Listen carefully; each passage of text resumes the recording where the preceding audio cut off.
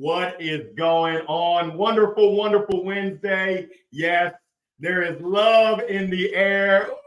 February 14th. It is Valentine's Day. Sending you a warm welcome to the Cold Calling Podcast, Season 3, Episode number 6. I'm your host, Larry Long Jr., CEO and Chief Energy Officer of LLJR Enterprises. Now remember, the Cold Calling Podcast is powered by our great friends, Monster Connect, leveraging technology, leveraging human resource to deliver actual conversations to B2B sellers. Connect with and speak with 8 to 12 decision makers per hour. Yes, that's what we're delivering to you. Now, hey, with the Cold Calling Podcast, our goal is to provide insights for sales reps and leaders, that's you, to get to that next level. We want to help you succeed in sales. Now, episode number 6, this episode has extra special meaning as our guest and I go way,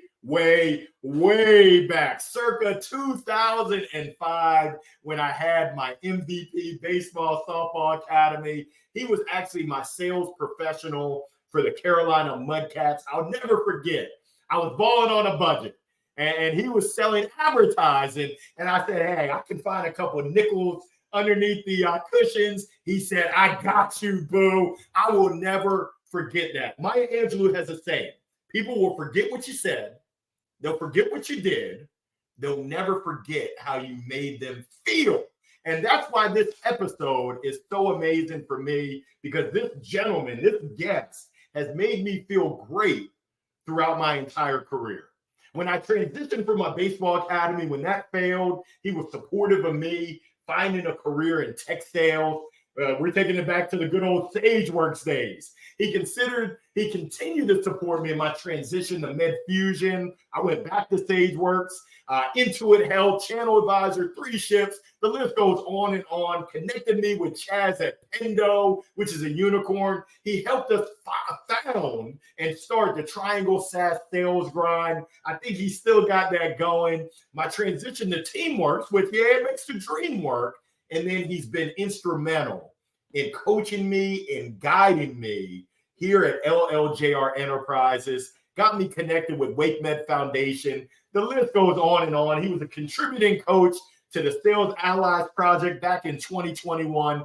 It is with extreme joy, true happiness, that I'm able to welcome him to the Cold Calling Podcast show. He's the podcast host of Whip with John Lane and Will Barfield. No, they're not whipping anybody, but they're a work in progress. He's also the president, founder, and CEO of Barfield Revenue Consultants. I ask you to put your hands together and let's give a warm Cold Calling Podcast to my man, Mr. Will Barfield.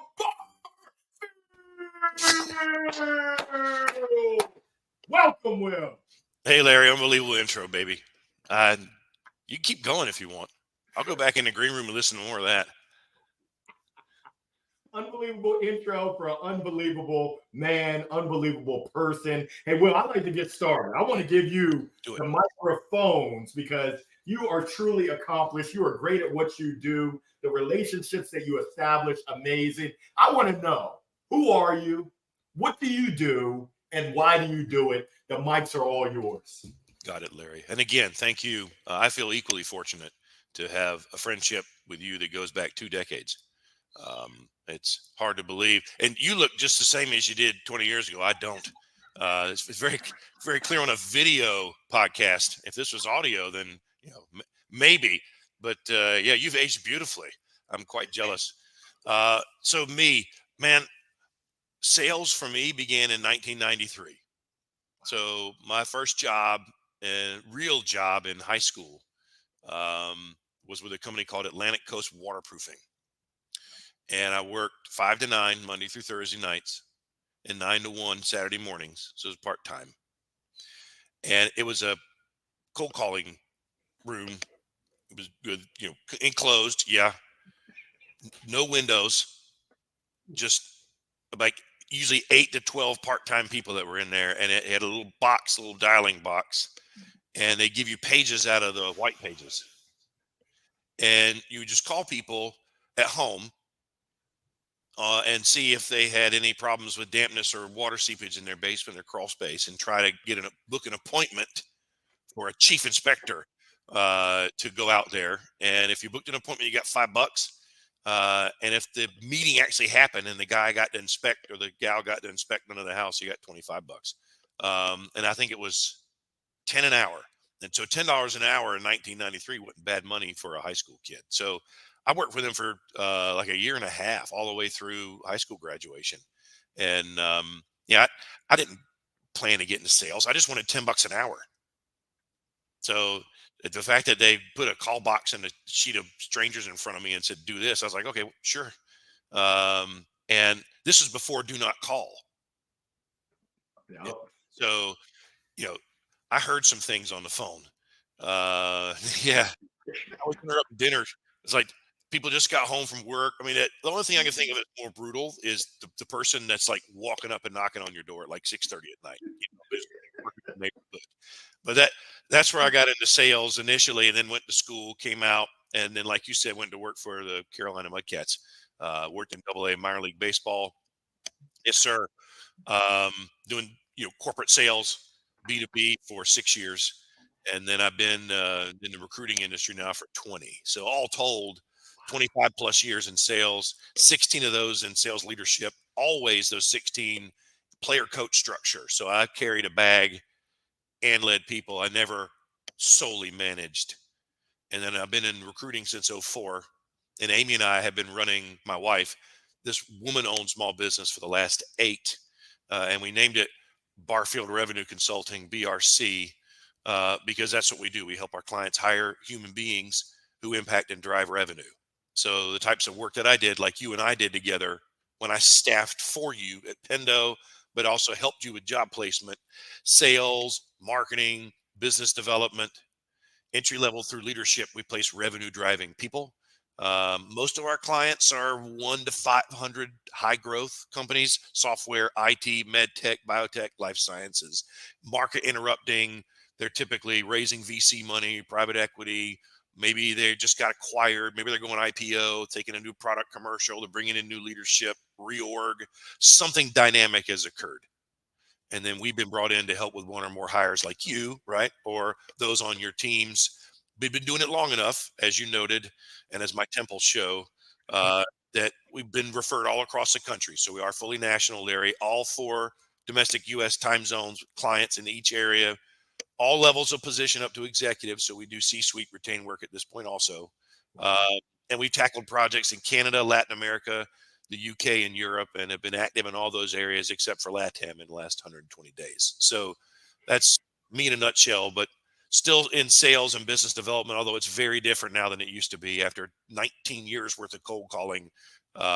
Thankfully, I've done enough work and met enough people and built enough relationships with folks like you that, all my work is inbound now. But believe me, I've paid my dues. Wow. That is amazing. And we're honored to welcome you to the show. Can't wait to dig into the wealth of knowledge that you have, Will. I'm excited about this conversation. I want to start off with spill the tea. Okay. What's up with your LinkedIn profile pic? I see you got the green headset on. Do tell, because it looks like you're rocking and rolling on the headset. What's up with that picture? So back in 20, when the world was weird, and things were shut down, there was not a lot of hiring happening at all, particularly in the spring and summer. I had a friend of mine who invited me to be on a podcast, and he's like, "Yeah, send me like a picture of you with a headset on. I can use it in a promo." I didn't have one, so I borrowed my daughter's Xbox gaming headset because I was like, "Oh, it's green and black like my colors," and just sat in this chair and put that thing on and took a selfie, and sent it to him. And he's like, "Oh, I love that. It's great." And I got other good feedback on it. And then I just made it my LinkedIn picture because it matches the logo, and I look much younger in that picture, 4 years. So that's a win, and thinner. So that's a win. And yeah, Matt, I think it matches with the color theme. And because I'm doing the podcast with John, and I opt for the headset when I do the podcast, and I'm explaining why in a moment. That's why I went with it. But I've never actually worn that thing for any kind of recording. Just put it on, took a picture, and then put it back in her game room. The reason I wear a headset is two. One is I'm loud enough. I work in a home office with my wife. Hearing one side of the conversation for her is enough pain. She definitely doesn't want to hear both of them. She's right downstairs, right? So I'm in the upstairs office. She's downstairs. Poor thing. And then the other part is this room that I'm in has a vaulted ceiling, and when I don't have the headset on, it can be echoey. So I've had better report on audio when I wear this, and if I just talk into the laptop. Oh, that's an amazing story. I love it right there. Now, Will, you mentioned something. You've been in this game for a while. Yeah. From making those cold dials in the room for $5 an appointment. I'm curious, from your perspective, how has cold calling evolved? I mean, we now got digital marketing, social media, do not call list, the whole chat GPT. From your experience, you've seen some stuff. How has cold calling evolved and changed? Man, Larry, it's changed a lot. You know, I started in the early 90s, right? And that was B2C, that was residential telemarketing, is really what it was. When I got started in sales, this is 1998. Graduated from UNC, went to work for the Mudcats, and my leads list was an index card box covered in dust. And Joe Kramer, loved him to death, general manager of the Mudcats at the time, he was like, "Hey, here's your leads. Call me when you sell something. Find me when you sell something." That was my training. You call all these people in this box: churches, schools, fire stations, Bob's bait shop. I mean, everything, and I don't want to see you till you sell something. So cold calling back then was, phone number on an index card. And if if the contact changed, well, you marked that person out and you wrote under it in pen. So there was no CRM. And then 6 years with them, transitioned over to Frankel Staffing Partners and worked for the wonderful and amazing Rod and Lee Frankel for 12 and a half years. And I brought with me the old habits of pen and paper cold calling because I was comfortable with it. Now they had a CRM, but it was the old days. That was 04. Your CRM sat here and it didn't talk to this and it didn't talk to that, right? It was just this thing. So, I could put information in it, but I couldn't do anything with it. I couldn't pull it out, extrapolate it, attach it to something else. So I think I had ACT, as my CRM. But I was selling local, small to mid-sized business, right? So my territory was outside sales, and I didn't inherit any clients. It was go build your book, and what I tried to figure out, right, to use some modern terminology, I tried to figure out what our ICP was. What's our ideal customer profile? Who do we sell to? Who do we work with? What's a low-hanging fruit win? And then prospect based on that, right? So, okay, well, let's say we serve a lot of law firms. Okay, well, that's pretty easy. Look up all the law firms in Raleigh, Durham, Chapel Hill that are approximately the same size. Yep. And I've got something to sell to them, right? I've got evidence that we've done good work. Or, we're in this office building. Okay, what would I do? I take my phone out and I take a picture of the directory. Yep. Go back to the office, research all those companies, try to figure out the phone number, and didn't have the technology to put it in there and have it solve all that for you. And then I had another argument. Well, we're already working in your building. We're staffing for this company over here. We'd love to serve you, blah blah blah. So it was figure out the ICP, either go by industry or go by geography or some other point of argument, and get on Google and find a phone number. And LinkedIn was infancy stages then. I couldn't do what I do without it now. It is essential to my work. But then it was like, I don't even know if I need this. I didn't research people in there. I called the receptionist, and I had to, strike up in a very short amount of time a winning conversation and a compelling point to get them to pass me on to whoever the right person was to talk to, because their job is to play goalie, right? Their job is to keep me out. That's right. And I had to find a way to get in. And probably 80% of my phone call work was just old school dial, get the front desk, talk to a human, and have to negotiate my way past that gatekeeper to try to get to either the business owner or the decision maker. So some of the things that have evolved today with the tools that will do automated outreach for you, the chat GPT stuff that'll write emails and LinkedIn messages and stuff, and you just got to click buttons. Like, for me it was always do the research, have a compelling reason, get that person into a conversation, win them over, and then create a little internal advocate, start and have them help me sell me up. And then my emails then and now, and the messaging I use in recruiting outreach now, it's all custom written. I do each of them myself.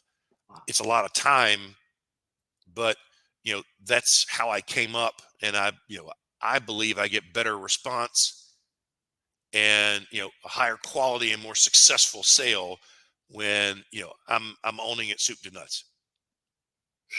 That's powerful, and we've come a long way. Now, I love how you talk about how you tailor your messages. And Will, I learned, you don't even know this, but I learned from watching you around the power of relationships. And for those folks out there that don't know, I don't know what time you wake up. I don't know if you ever sleep, Will, because I get messages from you at all kinds of hours, 4:30 in the morning. I'm like, what is this dude, a vampire? But I really want to know, what's your philosophy around relationships? Because you said that you've paid your dues, you've done this for a while. I'm curious, and I think that our viewers and our listeners can learn from you in terms of how you view relationships and how you leverage them within business. Great question. And thank you, Larry, and I'll talk micro and macro. So first I'll talk micro. When I was working with Frankel, and I was your local market, boots on the ground, B2B, small to mid-size business seller. Yep. Networking and relationship building was crucial. Now, as I told you, I spent 19 years cold calling. So I never, ever stopped doing that, because to feed the business, I had to be really active, and I had to bring lots of opportunities into the pipeline so that some of those would come out in revenue for us. But one of the things I discovered as I started working in the local market was, wow, this networking and relationship building thing is pretty important. It's a longer tail sales cycle, and it's more unpredictable. But if you do it consistently, you really can't lose. So I got involved in the Greater Raleigh Chamber of Commerce, right? And I got involved in the Raleigh Metro Society for Human Resource Management, because HR decision makers were important to what I did for a living. I got involved with the Wake Med Foundation. I got involved with Haven House Services. I got involved with the Downtown Raleigh Alliance and many other organizations that I had a passion for, but that also were prominent in the community and were going to connect me with people. Philosophically, I went into those exchanges with the mission and goal of meeting new people and no pitching. Yeah. Okay? I didn't go to the Raleigh Metro HR meeting where those HR people were there for lunch and continuing education and start doling out business cards, right? They didn't want vendors doing that kind of thing. I never told anybody what I did first. I asked them what they did. If they wanted to know what I did, they'd ask me, and then I'd tell them. But what I did was I volunteered in these organizations. I contributed. I showed up at the events. I introduced myself to a lot of people. I offered them things without asking for anything. Hey, I'll give you my time, help with that committee. Hey, oh, you're interested in that company? Let me connect you to my friend over there. And paid in. Just paid it forward and didn't ask for a thing.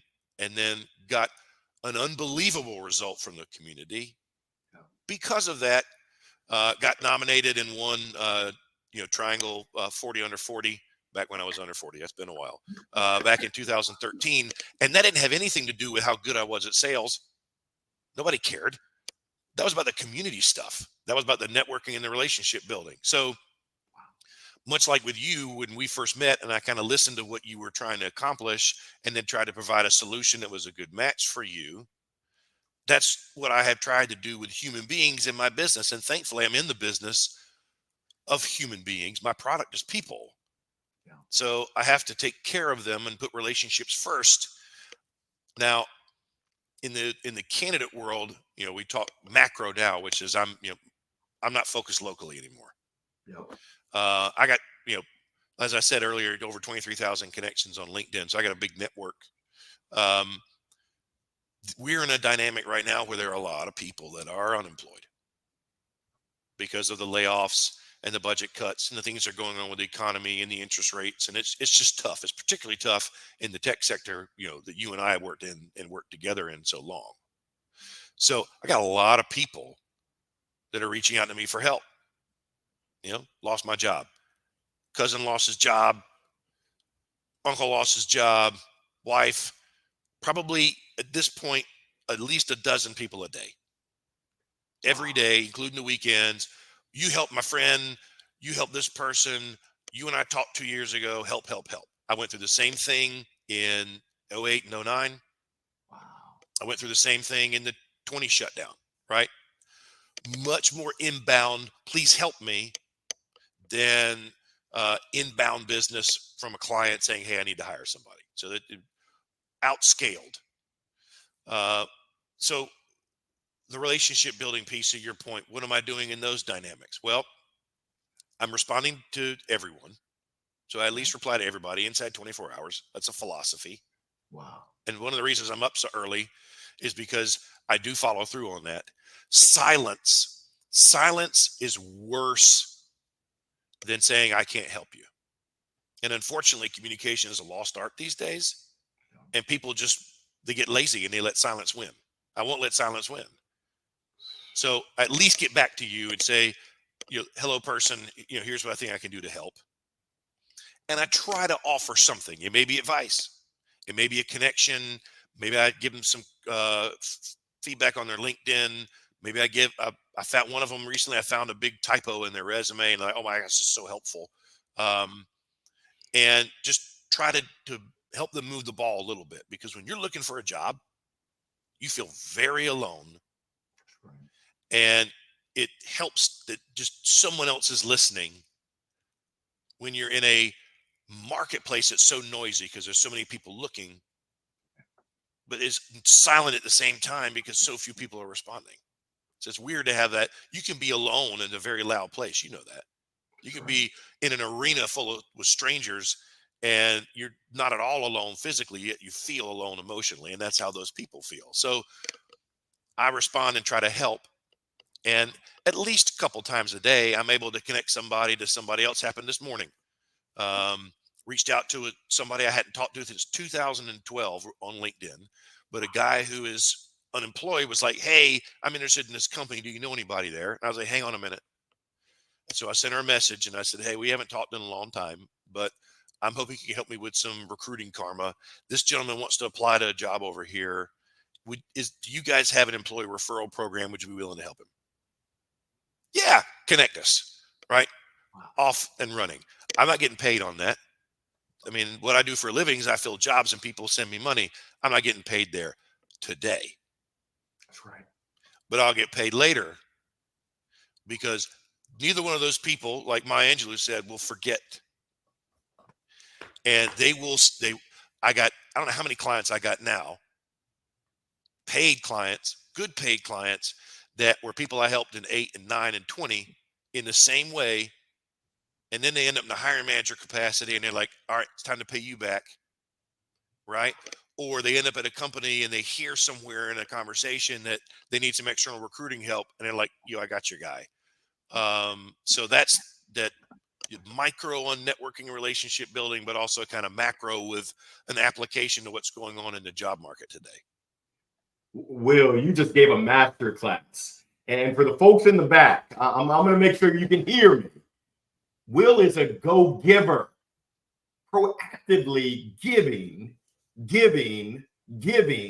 not seeking to receive, doing free work. And I can attest to it.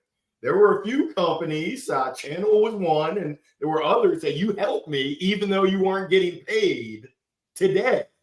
But like you said, when you give and you give and you give, you know it's going to come back around. It does. That's absolutely amazing. Now, being that our listeners are currently cold calling, or they lead cold callers, or they want a cold call, what tips do you have? Because, like you said, today's market is tough. Let's say I'm not in a position, or I'm in a position I don't like. What advice can you give to me? I'm going to listen closely for me to be successful in finding that best fit for me. Wow. So a couple of things, and I'm leaning on something I used to say to sales reps when I was managing them. When it comes to prospecting, so cold calling, prospecting, whatever method you do it, whether it's cold call by phone or cold call by message, the one thing you can control is your effort level. And if your effort level is consistent, if your effort level stays steady, then every sales rep I ever had work for me, if they were consistent, then the revenue went up. It's the people where their effort level and their consistency you manage these people before, peaks and valleys, up and down. And when they're high, they're high. When they're low, they're low. And then their revenue generation and their overall income's all over the map, because their effort pursuit is a heart monitor. If you can dedicate yourself to consistency, then sales is just a numbers game, Larry. It's math. You can't lose. I'm stubborn and old school. And when I worked at Frankel, Monday was cold calling day. I picked a day, Monday. Monday was my day. Come into work. Hey, everybody, close the door. I opened it at 5. And I sat in there and I cold called all day long until I set the number of appointments I had for myself as a goal. And if I set more than my goal, that was a win. But I called till 5. Brought lunch, had some coffee, but Monday was my day and they knew to leave me alone. And I built my schedule for the rest of the week based on the strength of Monday.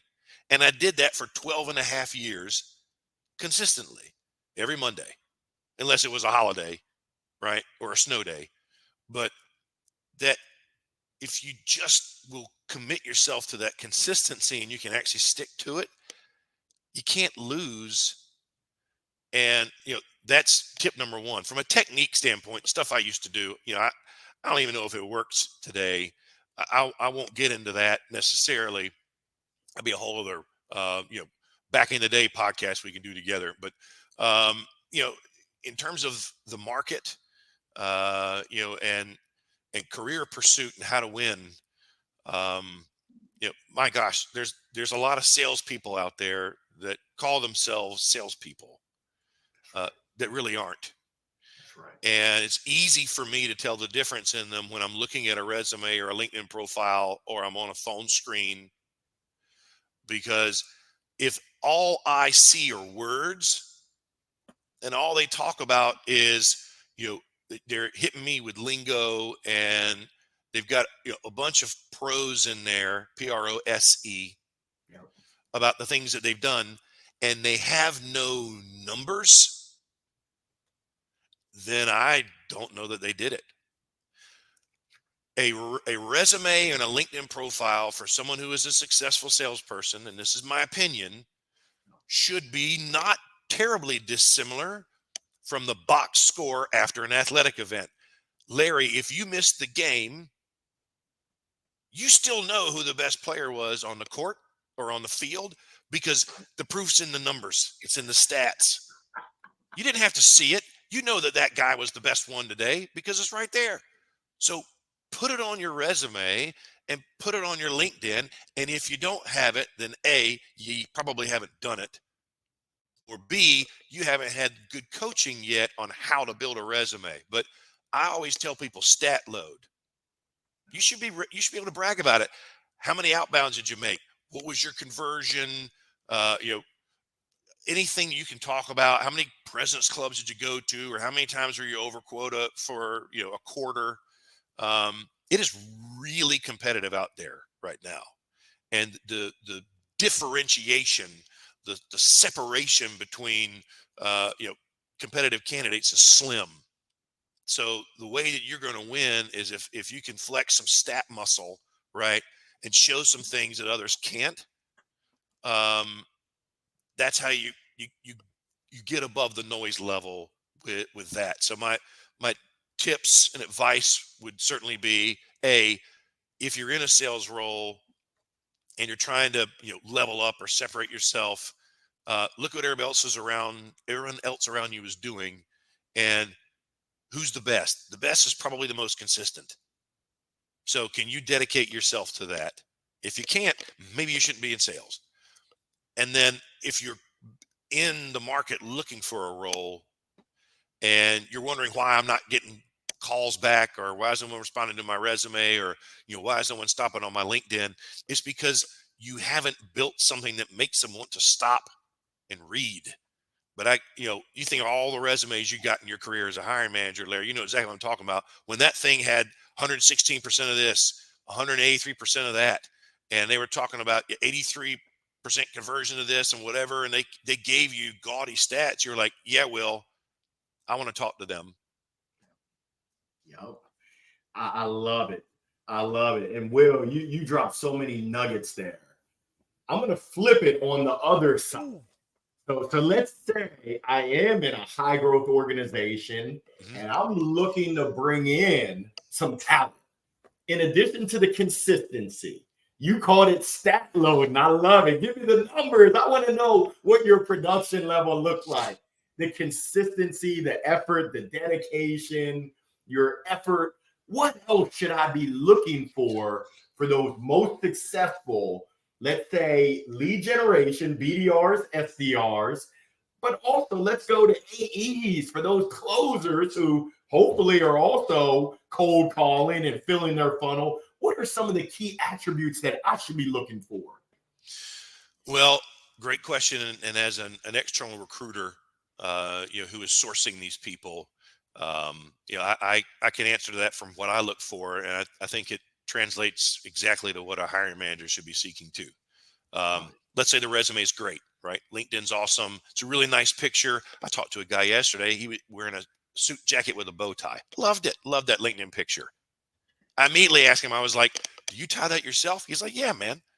I was like, you know how to tie bow ties? Having a signature thing is cool, right? But let's say the LinkedIn's great, resume is great, bow tie's great. I reach out and I get back a message that's poorly written. Or the things are lowercase, it shouldn't be. Or the grammar's bad.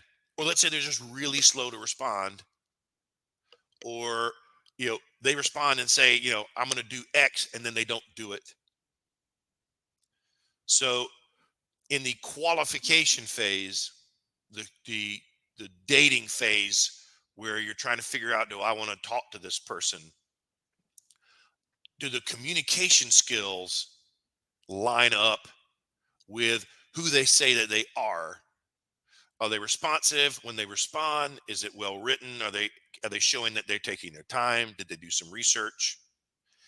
I'm looking for that. I went to school for journalism, so I'm picky about written communication and business writing and just communication in general, because I was a Bachelor of Arts, not a Bachelor of Science. So that communication piece and the writing piece are really important to me. These people are going to be eventually communicating with your potential buyers. Right. And depending on what you're selling and at what level, I mean, they could be sending communications to C-level executives. Do you want lowercase i's and LOLs going into the note to the C-level executive? Probably not. So look for that stuff in that early phase of engagement with a candidate. And if they pursue you and they apply to your job and they got a well-written, message why. Maybe they DM you in LinkedIn and they're like, hey, I saw your job. I've applied, but hiring manager, I also wanted to message you directly and let you know this is who I am and this is why I'm interested in your position. And they go that extra level. They are sharing with you that they're going to go the extra level when they're pursuing a prospect, because that's what you are. I try to tell people that interviewing, particularly salespeople, it's a selling moment. Every interview is a selling moment.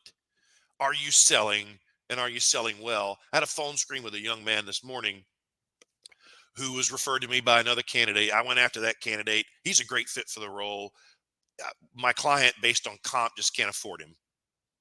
He referred someone more junior than him to me for this role. And I was skeptical, but I sent the guy a note, because I always do.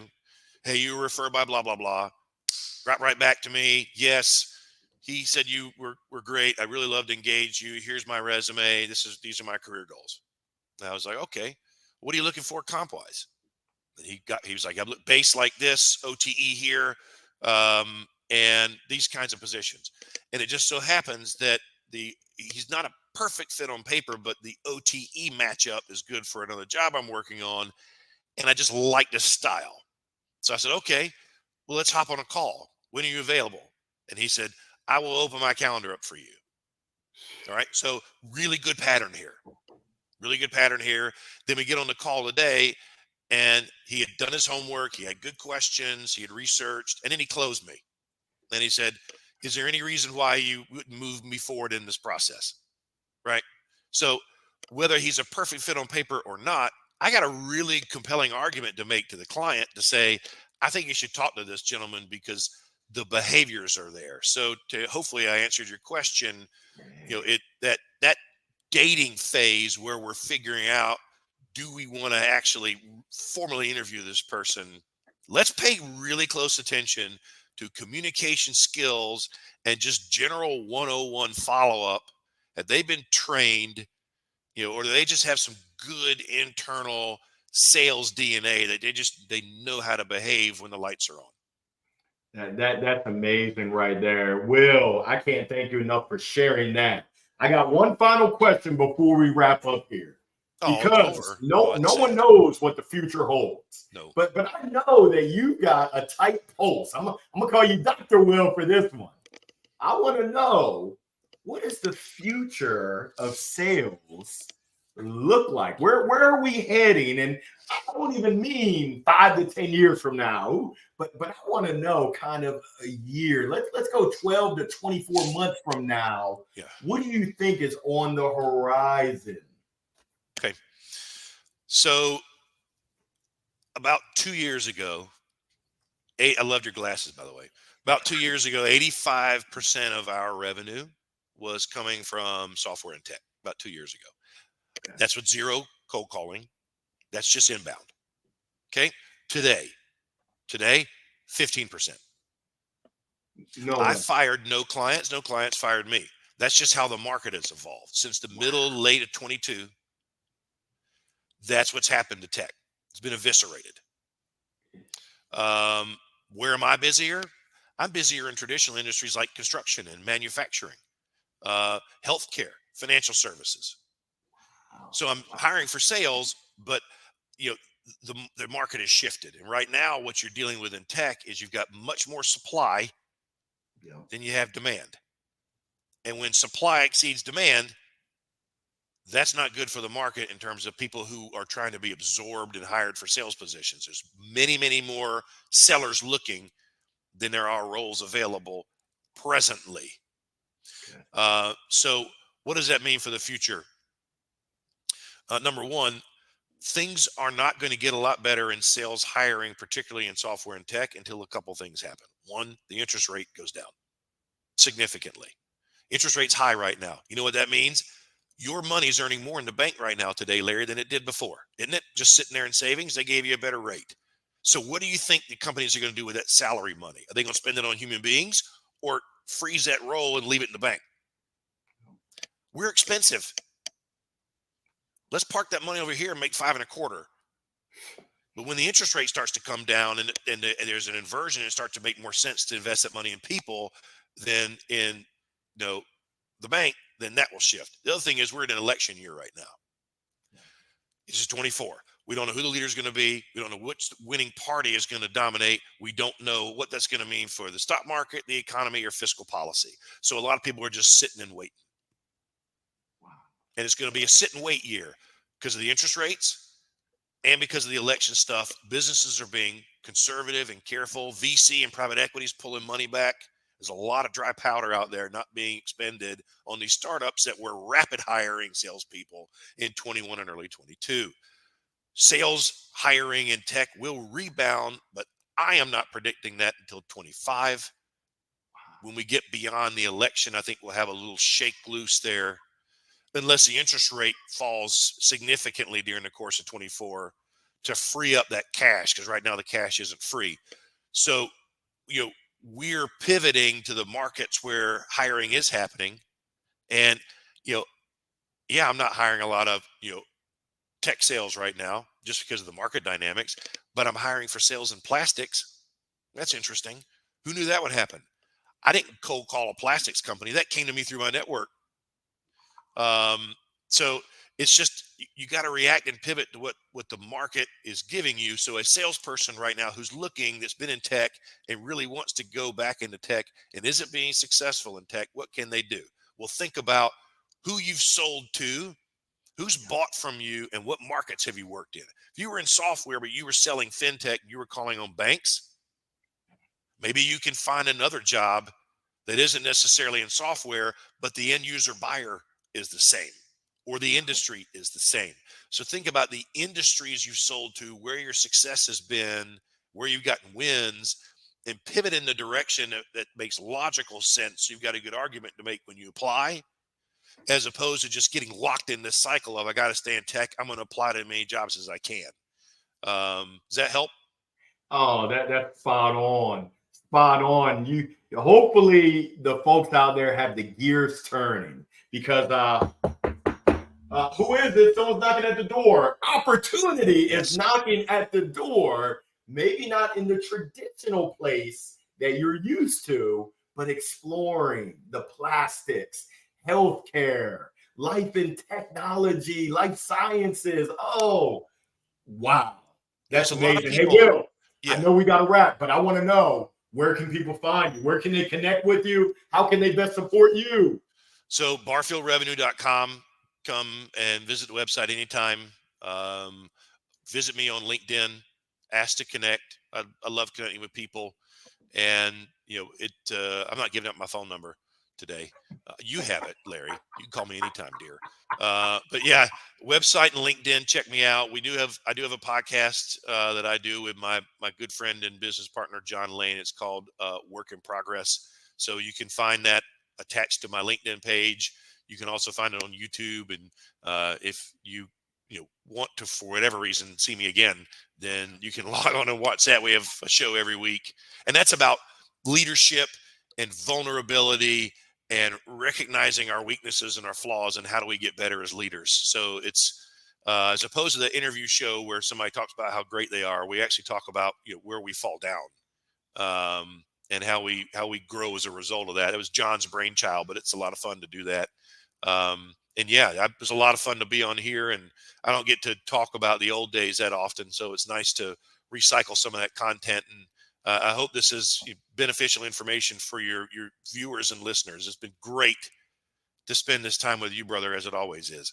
Likewise. Well, I can't thank you enough from the bottom of my heart. To all of our viewers and listeners, let's make sure that we go out and we support Will. Follow him, connect with him on LinkedIn. Make sure you go check out Barfield Revenue Consultants. Let's make sure that we tune in and we listen in to Whip with John Lane and Will Barfield, because we're all works in progress. And can I say one more thing, Larry? One more. Yes, sir. Before I forget, this is important. Yes, sir. A lot of people, I'm looking right into the camera right now. A lot of people, when they are not working or in a struggling situation with the job market, feel bad about asking for help. And so they don't. And when I talk to them, I ask them a question. If your friend asks you for help like this, would you help them? Well, of course I would. treat yourself well too. Be kind to yourself. Don't do it on your own. Ask for help. People will help you just like you would help them.